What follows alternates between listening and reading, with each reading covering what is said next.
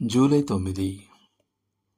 ప్రభువు నామమును బట్టి ప్రార్థన చేయువాడెవడో వాడు రక్షింపబడును. రోమా 10:13. నిజంగా ప్రభువు నామమున ప్రార్థన చేసి రక్షణ పొందకుండా ఉన్నవారెవరూ ఉండలేరు. ఈ తీవ్రమైన ఆర్తితో కూడిన పిలుపు ఎన్నడూ జవాబు లేకుండా పోదు. మన స్వంత వనరులకు ముగింపుకు మనం వచ్చినప్పుడు మనల్ని మనమే రక్షించుకోగలమనే ఆశలన్నిటినీ విడిచిపోయినప్పుడు మనం ప్రభువుకు ఒక ఆపత్కాలపు పిలుపును పంపినట్లయితే ఆయన విని జవాబిస్తాడు. సాధు సుందర్ సింగ్ అనే ఒక యవన సిక్కు తనకు శాంతి లభించకపోతే ఆత్మహత్య చేసుకోవాలని నిశ్చయించుకున్నాడు. అతను, ఓ దేవా, ఒకవేళ దేవుడు ఉంటే ఈ రాత్రి నాకు నిన్ను నీవే ప్రత్యక్షపరచుకో అని ప్రార్థించాడు.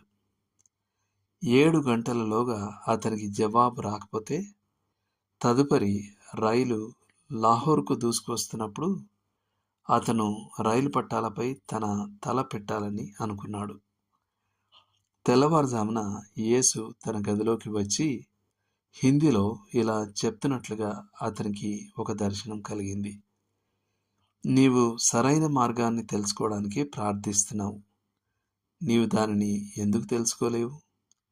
నేనే ఆ మార్గాన్ని.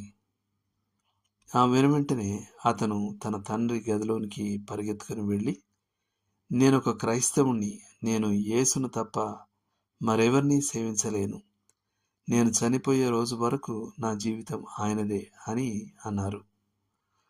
హృదయపూర్వకమైన ఆర్తితో ప్రభువు నామమున ప్రార్థన చేసి జవాబు పొందిన వారు ఎవరైనా ఉన్నట్లుగా నేను ఎన్నడూ ఎరగను. అయితే ఇరకాటంలో ఉన్నప్పుడు ప్రభువుకు ప్రార్థించి ఆయన తమను విడిపిస్తే ఆయన కోసం జీవిస్తామని వాగ్దానం చేసి ఆ ఒత్తిడి తొలగిపోయిన తర్వాత వెంటనే మర్చిపోయేవారు ఉన్నారు. దేవునికి వారి హృదయాలు తెలుసు. వారు కేవలం ఆపత్కాలపు అవకాశవాదులని, ఆయన పట్ల ఎన్నడూ నిజమైన హృదయపూర్వక నిబద్ధత చూపలేదని ఆయనకు తెలుసు. వాస్తవం ఏమిటంటే ఆయనను కనుగొనాలని తీవ్రంగా ఆశించేవానికి దేవుడు ఎల్లప్పుడూ తనను తాను ప్రత్యక్షపరుచుకుంటాడు. బైబిల్ సులభంగా అందుబాటులో లేని దేశాల్లో ఆయన ఒక దర్శనం ద్వారా అలా చేయవచ్చు.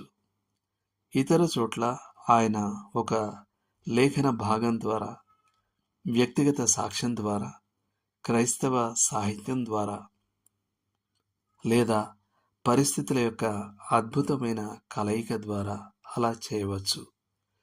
కాబట్టి ఒక నిజమైన అర్థంలో దేవుని వెదుకువారు ఇప్పటికే ఆయనను కనుగొన్నాడు అనేది సత్యం, ఎంతో నిశ్చయం. దేవుడు మిమ్మల్ని దీవించునుగాక.